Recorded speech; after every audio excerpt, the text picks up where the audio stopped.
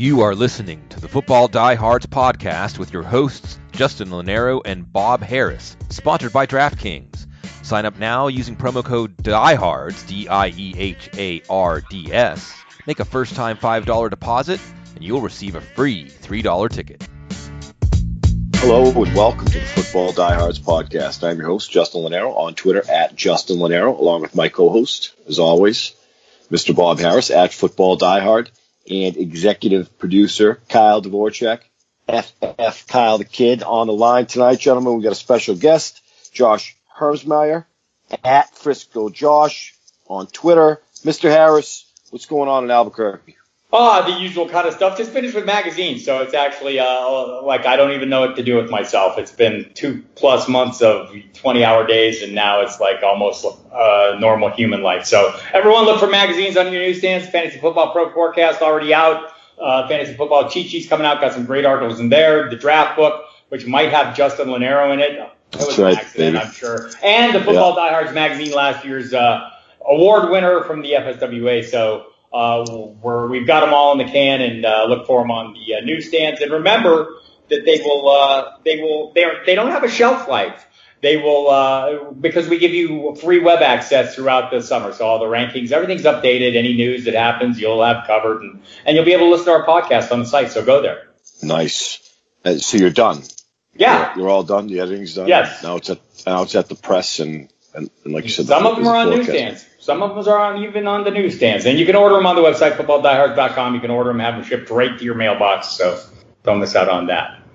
But hey, I'm look, as stoked as I am about the magazines, I'm more stoked about having Josh here. If you follow him at Frisco Josh, you know he's been the outspoken #NeverJulio man, the campaign running on Twitter. As somebody who has been drafting Keenan Allen and Davante Adams ahead of Mr. Julio Jones, tell me why I'm smarter than everyone else. Well, my Never Julio bit is actually obviously, well, maybe not obviously to some people, it is a joke. A lot of the reasons why people don't like Julio is because he had 3 touchdowns last year, and that's just, in my opinion, not a great way to go about playing fantasy football. It's just not a very predictive stat. And year over year, you might have a guy with 3 touchdowns, next year have 12. It's happened many times that players that have high touchdowns the next year have lower touchdowns, and that part of fantasy football it's almost purely variance. And the things you can count on are the things that Julio does in spades, which is get receiving yards and get lots of targets in that offense. So I love Julio. You're not wrong for taking guys you like above him. What I would say though is that if you are downgrading him because of the touchdowns, then I think there's an error in the way you're thinking about. I think for me it's definitely not the touchdowns, because we all know there's no predictability there, and he was so heavily targeted in the red zone last year. And I was kind of joking with you a little bit, but I am drafting those guys ahead of him. But the reason I like those guys, and just those guys, as well as the usual suspects, is the more consistent weekly production, and that's my only problem with Julio, is there are weeks where he doesn't show up. Yeah, and I think that's a legit concern.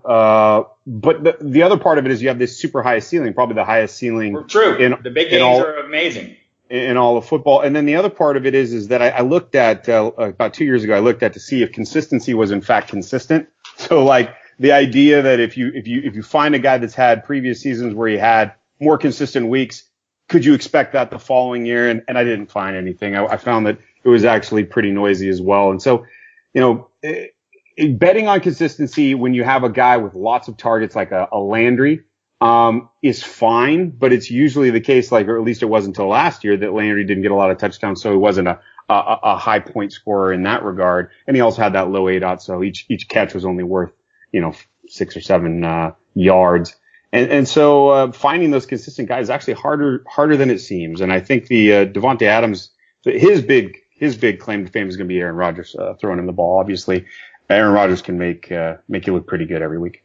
The receptions have fluctuated. He's missed games here and there, so we know that. And look, Matt Ryan has had a propensity to turn the ball over in the red zone. I think they've leaned on the ground game over the last few years with Devontae Freeman and Tevin Coleman. And also, it seems like it's taken Matt Ryan a decade to learn how to go through his progressions properly and spread the ball out, which an NFL quarterback, certainly of his caliber, should be able to do. So there's no question Julio Jones is a top 5 wide receiver in the NFL. I don't think anybody's doubting that. Like, Josh, where do you have Julio Jones tonight in redraft? Actually have him at wide receiver 7 this year. But that's just my model. I let my model do the talking, and then I just go where the drafts take me.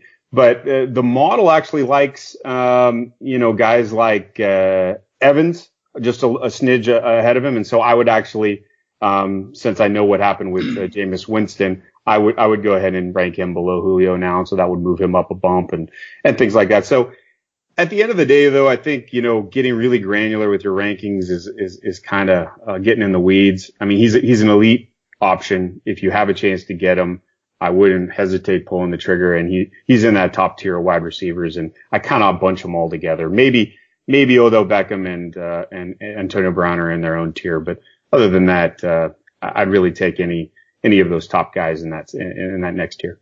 And we're pretty much in lockstep there. I'm one more question on this one. I'm curious what your thoughts are. We saw Matt Ryan need a year to get in sync with Kyle Shanahan, right? It took, that first year was kind of a hassle. The second year, the magic started happening. Is it easy for me to put too much into that narrative? Oh, it's year 2 with Sarkisian. Maybe he'll start figuring it out and they'll have the mind meld. Or is this just, is the offense, in your estimation, changed enough that it's going to continue to give Ryan's going to continue to struggle to match the huge season under Shanahan? I think that, for instance, like last year, Julio had, I think, the 4th most red zone targets. Right. And in fact, I think he was at the top 2 in end zone targets. So they were trying to force him the ball. It just didn't work out. If they continue to do that, and again, there's not much evidence that happens year over year, but with this particular offensive system, this particular quarterback who was hugely unlucky last year with one of the best wide receivers in the league, I think they're going to continue to do that type of thing. I think Julio will still get fed in the red zone. And I think this could be a year where you see him get 10 touchdowns and people throw their hands in the air and go, oh my gosh, I never saw it coming. But I think there's absolutely, that is within the range of possibility. Good stuff there. Josh, recently you got access to some pretty in-depth play data. Take us through the data, actually what it is and what you're doing with it. Yeah, I was able to purchase Sports Info Solutions data by doing a GoFundMe for it. And folks were kind enough to all pitch in, and we were able to raise the money to buy the data. And I've been doing the analysis and kind of live tweeting it. The final product will live on airyards.com, so that would be a place to check for it, and it'll be completely free. But it's amazing stuff because it's super granular. It's got all the routes run for every receiver in every play. So total participation data is there. It's got the type of route.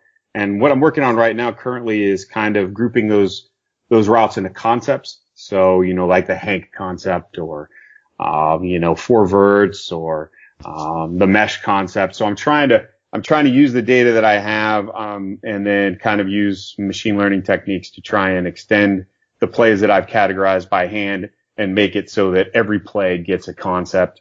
And when I do that, I'll be able to say which is the most successful concept for each team in the league or in the league overall, or which players run the concepts the best, like who runs the mesh the best, which team is the best at running the mesh, which situations are they good at running that concept. And I think that's exciting because it's good for fantasy football, but it's also good to just understand the game itself. And where that overlaps is where I get most excited about this kind of work. Yeah, I'm already starting to feel like this GoFundMe thing was one of my better investments this offseason, and I'm eager for the big payoff. Look, some of this data, you look at the effectiveness of running and passing in different situations, and I know you're probably not near an in-depth answer, but what does the NFL, what does it look like right now to you? I think the NFL is still running too much. And people want to ask me, well, how much should they run? And all I can say is less. You should be passing more on first and second down. The data is super clear on this. I'm not the only person to come up with this conclusion. I think folks like Warren Sharp have been pounding that drum for a while. But I was able to do the analysis in a new way, which kind of incorporated how many men were in the box, which is a proxy for what the defense is expecting you to do. And I also looked at whether you had a middle of the field open or closed, which is just if you have two deep safeties or a single high safety. And And when I did all that, it still showed the same thing, which is on first and second down, for all men in the box, teams really should be passing. They're just far more successful. And if your goal as a coach or as a team is to stay on schedule, move the chains in a way that'll get you first downs so that you can string those plays together and score, passing on first and second down is the thing to do. And it's really not, there's really no ambiguity about it. And you look at the teams that actually took that advice last year, and the one that did it the most was Philadelphia Eagles, who are renowned for having a pretty solid analytics department and a coach who's willing to listen to folks with numbers backgrounds. And of course, they were fortunate enough to win the Super Bowl last year. I think mainly on the backs of some bold drafting at quarterback, but obviously they made a lot of good calls throughout the season in terms of what type of plays to run. With that being said, how do you see yourself applying this to fantasy? Because I think you mentioned it earlier. That's definitely part of the equation, is how this cross section of this is a real football type of set of data, but it can definitely be applied to fantasy. You might not have the specific players yet, but how do you think you see this playing out? Well, like for instance, curl routes are the most commonly targeted route, and it's also the most commonly run route. It makes a lot of sense, right? Because if you're running those verts or whatever, and you have a fast wide receiver and you break off that route, you're going to have instant separation. And if there's a timing route, 3-step, 5-step drop, you can hit that guy, and it'll be a high percentage play. And it turns out, and the data shows that. And so what I'm doing now is I'm trying to go from team to team, see who are the top guys who run those routes, and then who are the top guys that are targeted. And I think that will give us another kind of lens to look at targets, right? Another way to say which players on the team in terms of receivers are most likely to get the ball. And then if I'm able to identify, say, teams that are, susceptible to curls more than others, it might be because of their personnel or their scheme. Then you might know on a week to week basis who to target in a particular matchup. So those are a couple fantasy or sports betting kind of angles that the data can take. And again, I'm just super excited. First, I got to understand it, and then you can kind of start looking at it through the lens of how do we make good decisions at fantasy. But I think that's one of the first kind of nuggets I've got from it. Like good decisions in fantasy, that's like oxymoronic a little bit, or at least when I draft. One of the things just in general I look at with wide receivers, is I see so many wide receiver threes going ahead of 2s and 1s in general. How important to you just is opportunity? It's the most important thing by far. And the biggest gains I got in predictiveness in trying to figure out who's going to be a good wide receiver in a particular season was combining targets with air yards. So those are the two measures we have of opportunity, and you smash those two things together, and you can kind of get a really good sense of who a team's number one guy is. And you can also do things like with Golden Tate and Marvin Jones last year, you were able to see they were getting roughly the same opportunity, even though Tate was getting more targets. They didn't have the yards behind him. So when Marvin Jones actually caught his passes, he got the points, even if he had fewer total targets. And so kind of doing that really helped me kind of sort those guys out. But by and large, you can get most of the way there just by looking at who's getting the most targets. That's good stuff. And they finished next to each other. I want to say wide receiver 15 and 16, Tate and Marvin Jones, right in that range. Do not quote me. Josh, the NFL's released 2 years of next-gen data, basically data acquired through GPS trackers on players.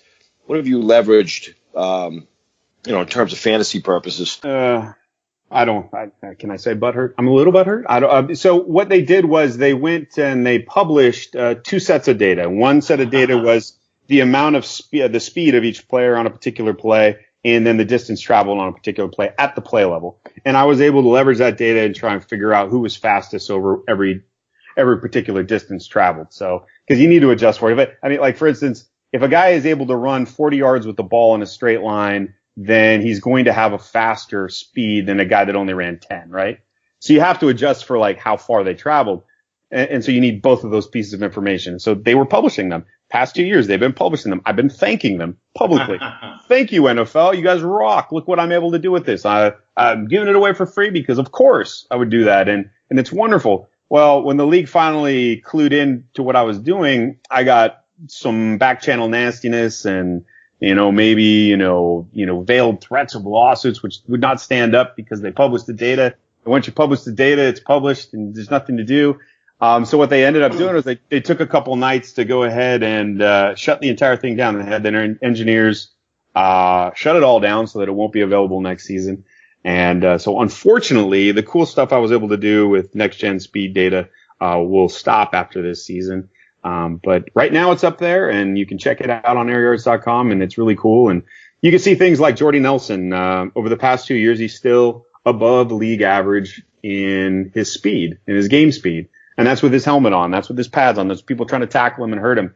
So people have said that he's lost a step, but I think it might be the case that Gruden and the Raiders might have a diamond in the rough, and that the Green Bay Packers were just cutting him loose, a little early, kind of like the Niners used to do with their best players, and save a little bit of money. I know that the Gruden paid him quite a bit. So I think they just found him too expensive. I think the narrative that he's lost a step is probably a little overblown. And I think he could probably still contribute this year, and he's a huge bargain at his ADP. Which I love this. By the way, just for the record, Justin is butthurt anytime I mention Patrick Mahomes in a positive way. So butthurt is all good here. And I think this is interesting because, being an older school guy, I love the analytics. I love the numbers. I wonder how predictive they are at times. And to me, a lot of times narrative is more predictive. But I like that you're bringing up a great collision using the analytics to debunk a narrative. And you add to that narrative, Reggie McKenzie and Edgar Bennett now with Oakland, very familiar with Jordy Nelson, knows what he can do. So I'm kind of intrigued. The price is right. Any other gems any other narrative busters that jump to mind for you off your data? Yeah, I think in terms of speed data, one of the other things that stuck out to me was that a guy like Leonard Fournette, and this one is actually a narrative confirmer. They like to talk about how maybe running backs get faster as the game goes on, right? Well, it actually turns out to be true for Leonard Fournette. In the fourth quarter, he is much faster than league average. And in the first quarter, he's just slightly below league average. It takes some time to get up to speed. Either that, or he wears people down and he has bigger holes, and he can hit his top gear a little easier. So either way, he literally is faster as the game goes on. I thought that was totally cool and fascinating to see. Pivoting back to your Air Yards data, I know one of the recent additions, or at least the most recent additions to the Air Yards lineage of statistics is Pacer. Could you explain what this is? And I guess you could explain how Racer is, because they're essentially the same thing for quarterbacks and receivers, but explain what they are and how you've used them for fantasy. Sure, yeah. It's an efficiency metric. It basically says how many receiving yards do you get for every air yard thrown at you. And that's from the receiver's perspective. And then from the passing perspective, it's how many passing yards do you get for every air yard you throw. And really it's kind of a natural efficiency. So if you get over a yard for every yard you throw downfield, that means that you're hitting a guy in stride, he's getting yak and all the rest. And from a receiver's perspective, if you're getting anywhere close to a yard per yard thrown at you, it means you're catching most of your passes coming your way. And then the ones you do catch, you're turning it upfield and adding more value. And so, for Racer, it's the most sticky year over year metric, for efficiency that I've been able to find. In other words, if you find a guy who is efficient in Racer as a receiver, he will typically be efficient the next year. At least in terms of efficiency metrics in the NFL, which are really terrible by and large, it's a pretty good one. And then if you look at career Racer, what they've done over the entirety of their career, that is actually really predictive of the next season. And so if you get a guy with 3 or 4 years of data and you say, what is his career efficiency? Is that who he is? And it turns out, yeah, that's pretty much who he is. He's either a pretty good receiver, he's an average receiver or whatnot.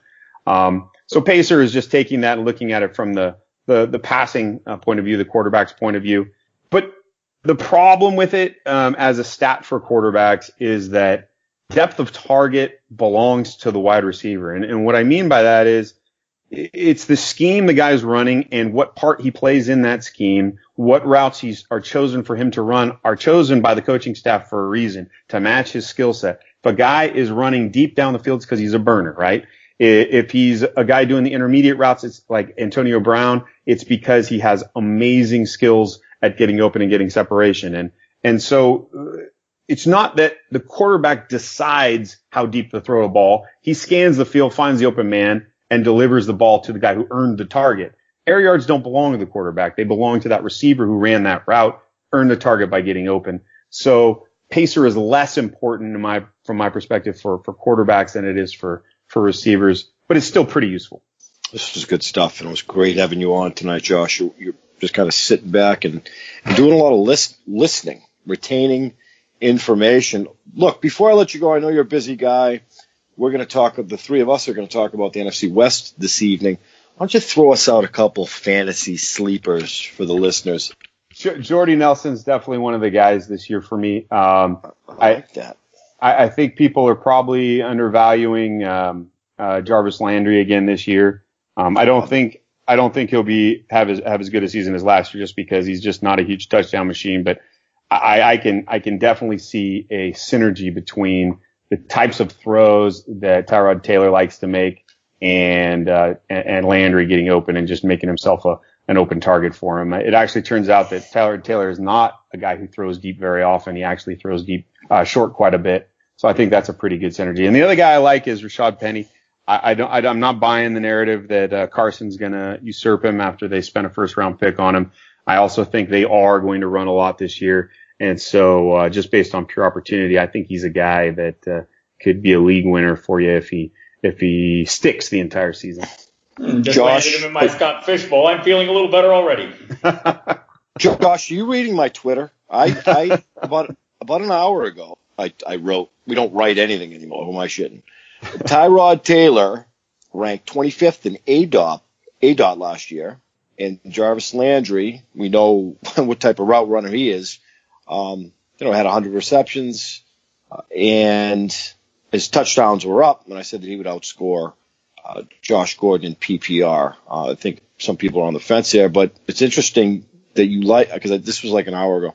Tyrod Taylor, Jarvis Landry, I think there's a good fit there. We've talked about Tyrod Taylor on this podcast. He can air the ball out. He can. I mean, think back to the Sammy Watkins streak of 9 games of unstoppability. A lot of that was deep passes from Tyrod Taylor. So it's not like he can't. I think probably he would rather not. Yeah, I buy that. I agree with that, Bob. And Lonero, that's solid. Obviously, I agree with that. I think that's good analysis. I think Lonero is stealing from you. I'm pretty sure. I know it. Hey, Josh, listen. Keep up the good work, man, and try to have some fun in Idaho this summer. I know you're eager for the summer to come. What do you do in Idaho? Before we let you go, I mean, you might be nothing to do with potatoes. It's not potato related. Actually, Matt Friedman, the Oracle, is in Idaho too. I think. I want to say Matt Friedman. I thought he was in Colorado. I don't know. One of these guys that's everywhere. I mean, what goes on in Idaho? I mean, Northern Idaho is amazing. Coeur d'Alene, where I live, is a lake town, is a resort town, and folks come from Seattle and Montana and Canada here to vacation, and it's gorgeous. Like if you ever been to Lake Tahoe, just imagine Lake Tahoe, but more beautiful. And so you go out on the lake and you go out on the river and you go in the hills and you drink a little bit and you go boating, and it's wonderful. 62% of Idaho is national forest. I think it's the second fittest state. We're an outdoorsy type of people. But yeah, no, I only moved up here, I want to say 9 months ago. I was chased out of Northern California. I lived there 41 years, by those fires, and everything burned down around me. And, we just felt like that was the nudge we needed to come up here and rejoin my family who had moved up here about 6 years ago. Fire bad. Fire is bad. Well, quite California to Idaho, but you appreciate it. And I just heard you throwing some data into Idaho. I feel like you're the type of person that throws data into everything. I woke up this morning and my pants were this size. Just data into everything. Well, look, if I'm ever in Idaho, I'll certainly look you up, and you are a must follow on Twitter, man. I watch you just flourish on the social. Sigmund Bloom, who is Bob's fantasy nephew, did the intro to this podcast. The great Sigmund Bloom of Football Guys, and he once called this, or he says it frequently, the golden age. And what he meant by that was the golden age, Twitter being a large part of that, connecting people from all over. And look at tonight. Kyle's in Canton. Bob's in Albuquerque. I'm right outside Boston, and you're in Idaho. So Bloom nailed it. And Josh, best of luck, man. We'll certainly talk soon, bro. Hey, thanks, Josh. Thanks for having me on, you guys. A real thrill. I really appreciate it. All right, that was Josh Hermsmeyer. You can check out his stuff at his Twitter, at FriscoJosh. Check out airyards.com, where you can find all the Air Yards data, and also, I believe it's on the top right in the research tab. You can find some of the research he's done, and you will continue to find the research he does Now we are getting into the NFC West. First on our stop is the 49ers, and we've talked about Jimmy Garoppolo before, but give me your hard stance, Justin, go ahead, of where Jimmy Garoppolo ranks in your fantasy QBs right now. We continue to talk about the depth of quarterback this season, and similar to Patrick Mahomes, gentlemen, the sample is too small to call Jimmy G, Joe Montana, or Steve Young. So we don't know enough about Jimmy Garoppolo, but he seems comfortable, and I think that's in the future is going to be promising for Jimmy G. I see him in the QB 15 range, right around the Alex Smiths of the world and Marcus Mariota. Look, I'm going to take, and he's probably higher on other people's boards, but I'm still going to take the Matt Staffords, the Breezes, the Rivers, Marcus Mariota. I mean, to me, Jimmy G is very similar to Mahomes, and Bob last week when I was ragging on Patrick Mahomes from a fantasy angle was, Jimmy G will make a fine QB2 on my team. Wait and see approach. I think he has upside, but there are 15, 20 quarterbacks in the NFL that certainly have more experience and I'm more comfortable taking in front of Garoppolo. At this point, he's just a wait and see type of player, just like Patrick Mahomes. But as a fan, I'm eager to see what he can do in a 16-game season. Yeah, passes the eyeball test for sure, but I mean the current ADP is 9. I'd rather have Mahomes at his 16. Mm-hmm. At this point, if you're making me choose between the two, I probably would go Garoppolo over like Marcus Mariota. I do think the offense should progress there. But look, part of this is the Shanahan appeal too, just what that offense has done in general, getting weapons back. So I get it, but I'm not paying that price to find out if my eyeball test is going to match up to a more extensive look. Bob, do you feel the same way about Jerick McKinnon? Because he's a guy who we've seen a large sample over his career, having, filled in for Adrian Peterson, filled in for Dalvin Cook, but we've never seen a whole season with a lot of carries. I believe 159 is the most he's ever gotten. Is this another one where it's certainly possible that he's as good as we think he is, but just the downside and the high cost is going to scare you off of him? That he is now the 4th highest paid running back in the NFL did not happen by accident. It was something the 49ers decided they wanted to do. That's a pretty big investment. Kyle Shanahan has a great history of running backs, not just, last couple years in Atlanta, the previous couple years where they did really well, especially as receivers.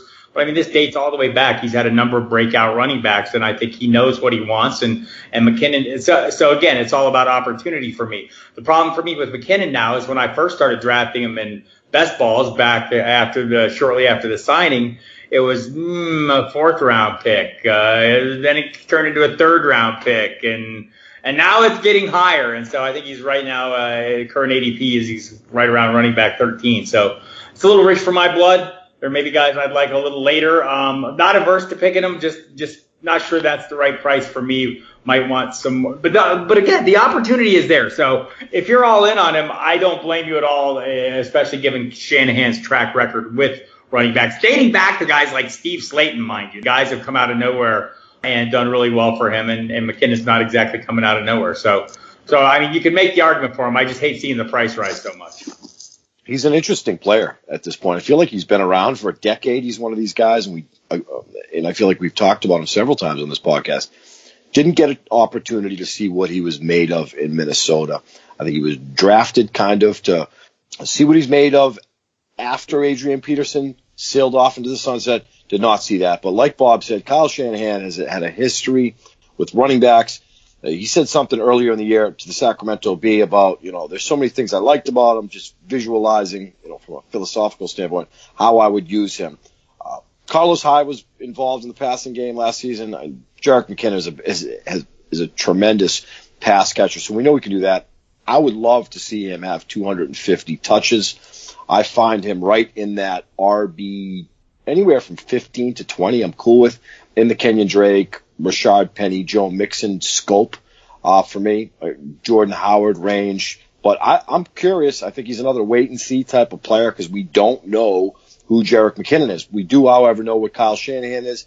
So I think there's reason to be plenty optimistic from Jerick McKinnon. I would love to see him get 250 touches.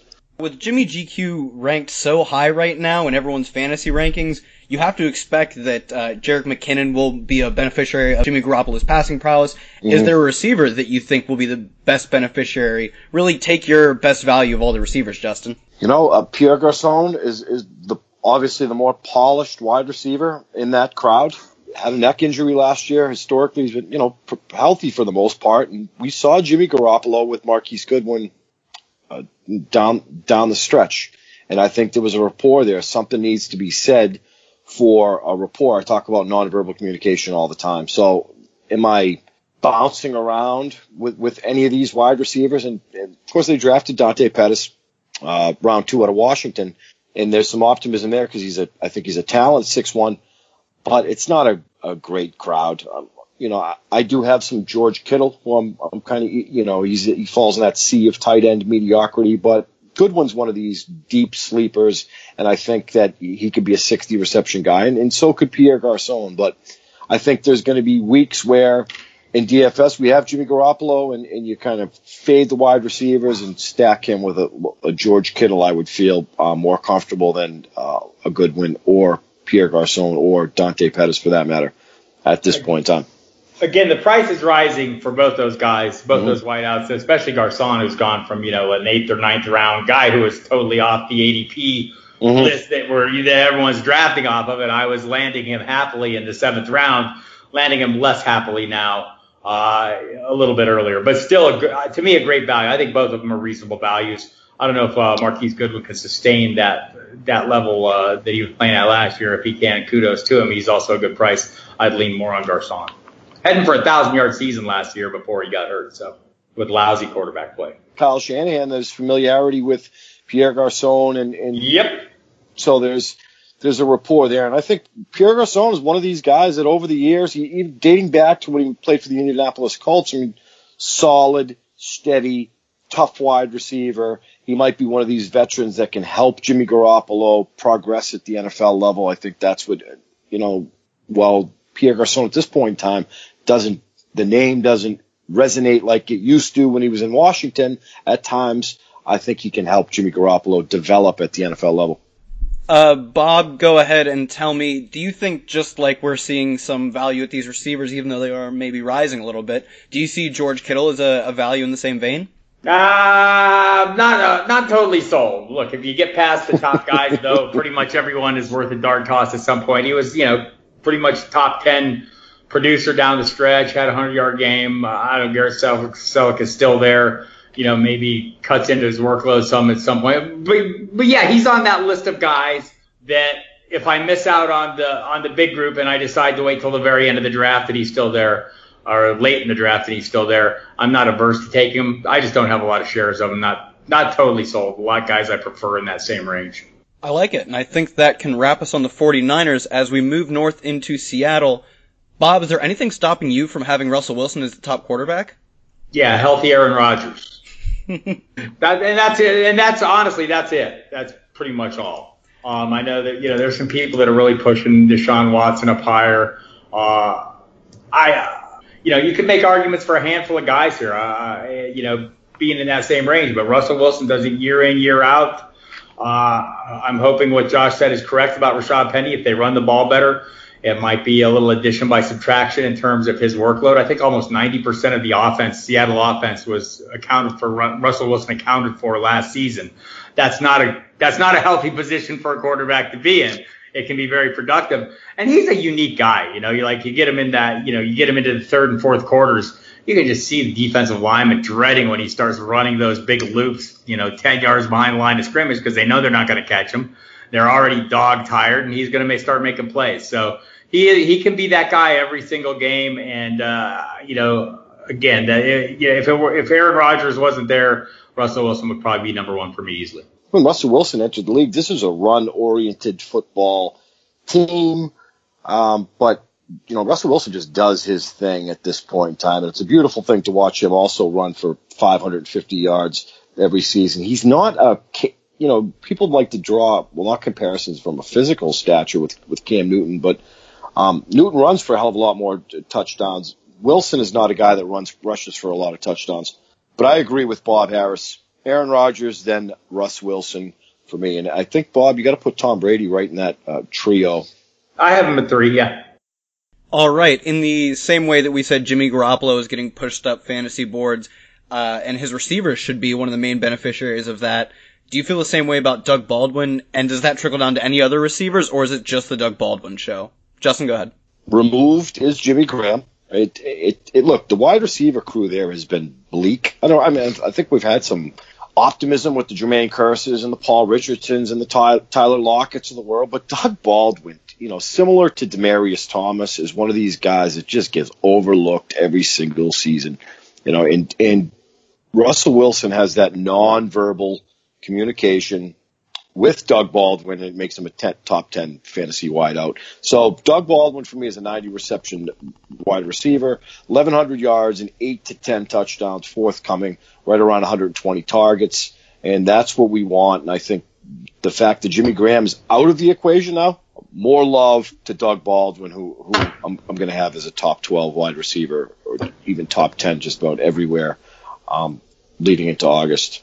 Bob, do you feel the same way? And sorry for cutting off. Do you feel the same way? And do you see any trickle-down effect of all these targets in Paul Richardson and Jimmy Graham fleeing Seattle? Do you see that trickling down to receivers past Doug Baldwin, or is it just Doug Baldwin and maybe some late-round flyers in Dynasty? I think it does. I think it has to trickle down to some degree. Look, they want to be run heavier. Brian Schottenheimer wants to be run heavy. That's his thing. And I think they would love to run the ball, but that hasn't stopped, again, Russell Wilson from throwing the ball. And I think guys, look, Brandon Marshall, I'm not enthusiastic. I don't know that I'll be drafting him, but when you lose one big body that you used in the red zone called Jimmy Graham, basically Brandon Marshall can kind of be Jimmy Graham. That's kind of his forte. So,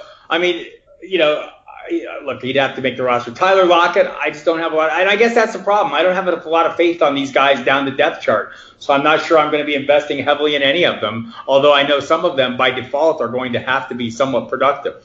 Well, you've mentioned Brandon Marshall before.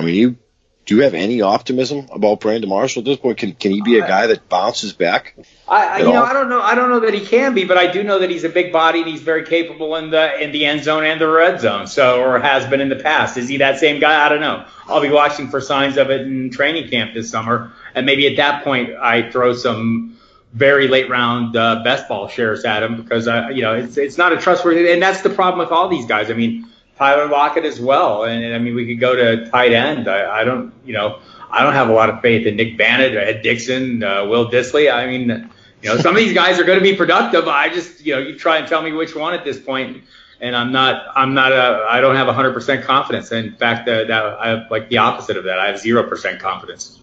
Speaking of 0% confidence, I think one of the themes that fantasy Twitter has been talking about with Seattle is our 0% confidence in Brian Schottenheimer being able to run this offense even somewhat close to optimally or efficiently. Is the Brian Schottenheimer talk of we're going to run it, and then they'll be shocked that we ran it again, does that give you any pause in taking Seattle players? It does me. Mike Clay threw some numbers out there since 2007.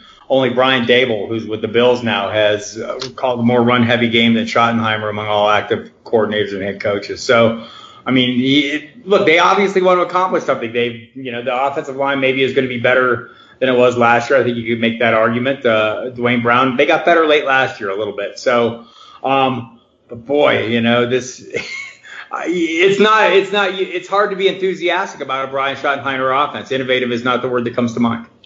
Look, we can all be in agreement here that they just seem like an organization that has lost its identity in terms of the run game since Marshawn Lynch has departed. It didn't work out with Alex Collins.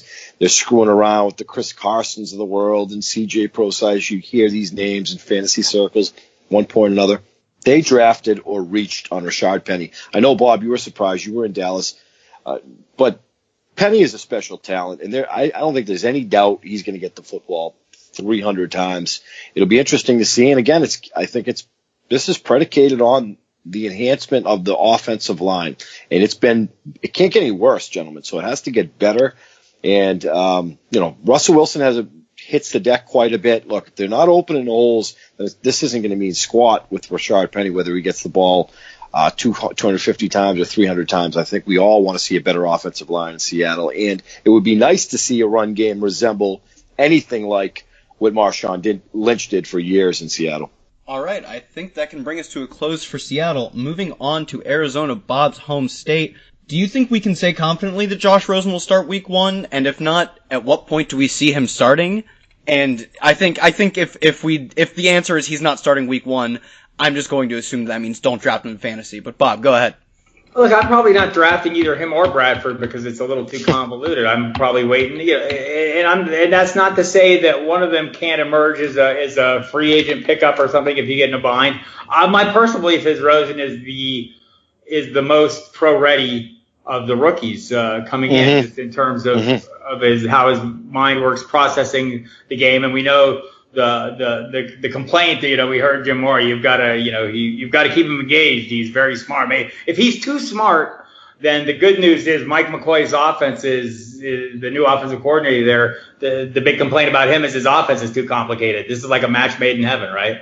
So I think beyond that, Rosen and Bradford are kind of similar in terms of they're both accurate passers. Bradford, the obvious problem is he can't stay healthy, or he's struggled to stay healthy over the course of his career. So I'm guessing it's going to be Rosen, and I'm thinking it could easily happen week 1.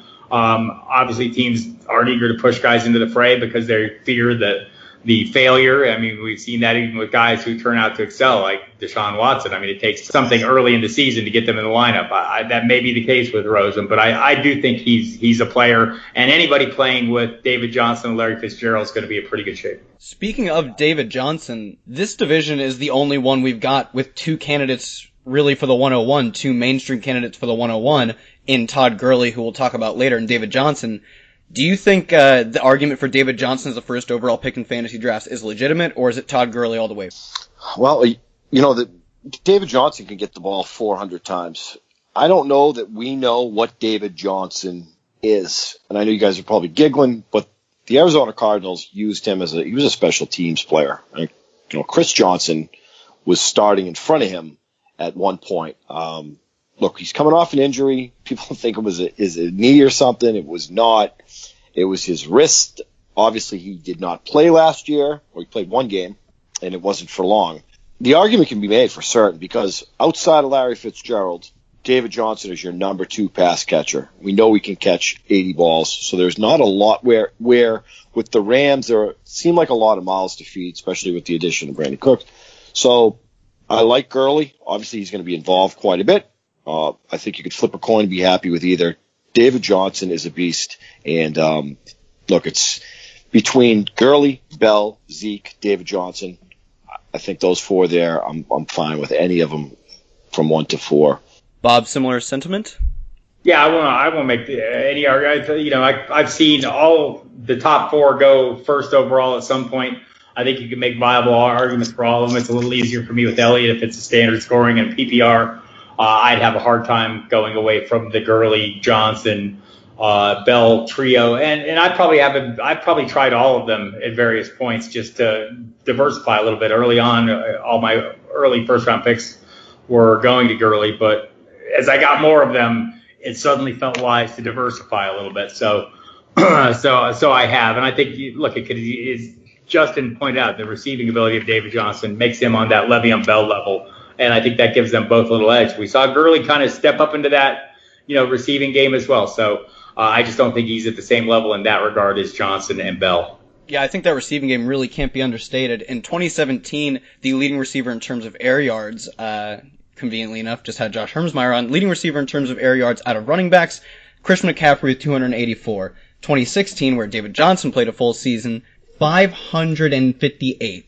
I mean, he really plays like a team's slot receiver, a team's second or third receiver, whereas these other guys are getting these low average depth of target passes and might see similar targets, but just not the same depth of target, which is how you're going to rack up yards and eventually fantasy points. Moving on to Larry Fitzgerald, maybe one of the league's most steady receivers over the past decade or so in terms of consistent year-to-year output. Maybe. But is there anyone... Hey, Antonio Brown does it at a higher level. You got to give him some credit for that. Is there anyone outside of Fitzgerald that you're taking from this receiving core, or is it Fitz and the rest? I mean, they drafted Christian Kirk for a reason. I think they want to have some complementary pieces outside of David Johnson and Larry Fitzgerald. That would make sense. I know we're going to talk about their tight end, which it's not a team that has a ton of offensive talent. I think where it was more optimistic a couple of years ago when the John Browns of the world were in there. But look, anytime anybody on any type of level mentions Larry Fitzgerald, I cannot help but smile as a fan. I have Larry Fitzgerald at 35 years old as my 9th ranked wide receiver. I think I put in the draft book, Mr. Harris. I think it was somewhere in that range. So it's a beautiful thing to watch this guy condition himself. Obviously not the fastest player in the world, catches everything. Great personalities we want to see in professional athletes.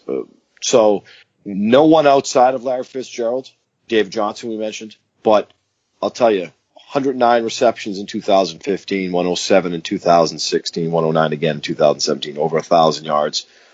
The touchdowns are unpredictable, but you're talking about 150 targets. I'm doing the Scott Fishbowl. He was around in the 7th. Well, I think we all are. But I saw something today. He was around in the 7th round in one of these divisions. Yeah, he went into the 6th in the one I'm in. But look, he's a guy with 3 straight 100-catch seasons. I mean, doesn't appear to be slowing down much. No. We'll see. Change in offense. We'll see how that plays out for him. One of the best moves for him was Bruce Arians moving him into being a big slot guy. So, we'll see if Mike McCoy has figured that out as well. So, but yeah, look, I'm drafting the hell out of him. I think he's got another year left in him, and I think both these quarterbacks can get him the ball. Like I said, they're both accurate passers. I think they can be effective. Hey, Bob, have you ever had the luxury of meeting Larry Fitzgerald? Is there a classier guy in the NFL? I have met him. There's a number of very classy guys, and over the years I've talked to a bunch of them, and that would include guys like LaDainian Tomlinson. There's a bunch of them, but he's right up there as an ambassador of the game. Yes, there aren't many like him. Justin, you mentioned Ricky Seals-Jones. He's getting some late round final draft pick type hype. Are you buying the hype at all? Is this a guy who you think is a legitimate sleeper candidate at a position that's pretty crappy overall? As I like to call it, the sea of mediocrity, and I think he plunges right into that sea of mediocrity. I mentioned how, there's not a lot of talent in the passing game for the Arizona Cardinals outside of Larry Fitzgerald. We know they drafted Christian Kirk, who might have a promising NFL career, but then David Johnson after Fitz. So we want to be optimistic about a guy like Ricky Seals-Jones, who had DFS relevance for a game or two. Look, he's a freak, 6'5". He's one of these speed freak tight ends that I think every team is yearning for that. Now, that terminology used to be associated with Jared Cook. Freakishly, 6'5", 250, but he could move and they could line him up everywhere, up the seam. Gerald Everett with the Rams is a similar type of player. So, Ricky Seals-Jones, because of the fact that it's not that crowded in Arizona, I think there's room for optimism. If I'm drafting, typically I am drafting 2 tight ends on a team. I think Seals-Jones fits that mold because it is a sea of mediocrity. So if I have an Austin Seferian-Jenkins and I'm not, or an Austin Hooper who I'm keen on, or Charles Clay, I'm going to draft a few of these tight ends and predicate it on the matchup. I will use Seals-Jones. He's a tight end too. I think he could be 40 catches, 50 catches, 400 yards, and a few touchdowns, just like every other tight end outside the top 6 or 7. Yeah, the good news for him is Bruce Arians is gone. Bruce Arians liked his tight ends to be more of an offensive tackle before he was a pass catcher. Seals-Jones converted wide receiver. Obviously a capable enough playmaker. Just, can he stay on the field? Is he a capable enough blocker to be an every down kind of guy and a guy that they can count on, to do the full job aside from receiving? All right, and that I think can bring us to a close on the Cardinals. Moving on to our last team in the division, the Los Angeles Rams.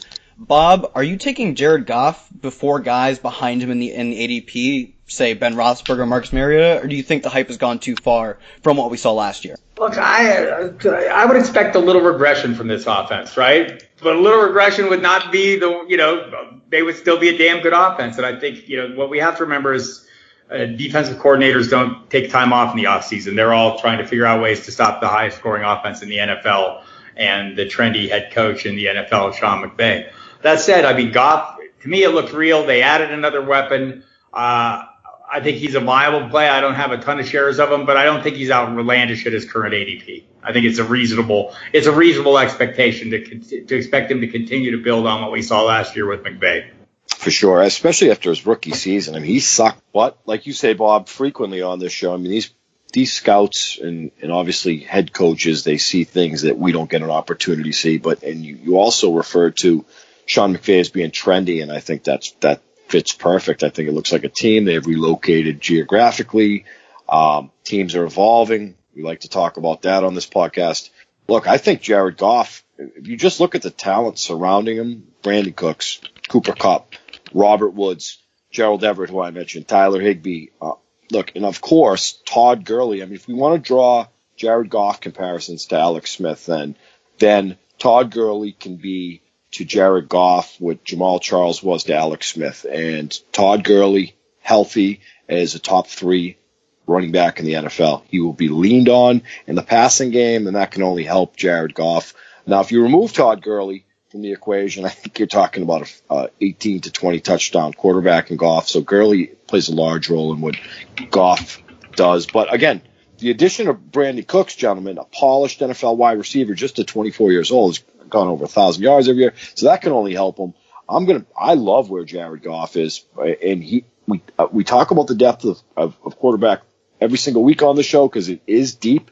But I'm taking Goff over a guy like Trubisky all day long. And certainly the Jimmy Garoppolo's of the world, for certain, maybe Dak Prescott, but in that scope, I'm fine with Jared Goff. And again, a lot of it's hinged on the involvement of Todd Gurley. All right, Bob, speaking of Todd Gurley, speaking of touchdowns, and speaking of regression most importantly, how concerned are you about a Todd Gurley regression? We saw 19 touchdowns and his first career receiving touchdown. Do you think we see this come way back down to earth, or is he truly a every year 12, 13 touchdown guy? I think he can be an every year. I mean, the year that he was not fantastic and incredibly impressive was the year that he was running under Jeff Fisher and what Gurley himself called a grade school offense or a middle school offense. And I think that was a big problem for him, right?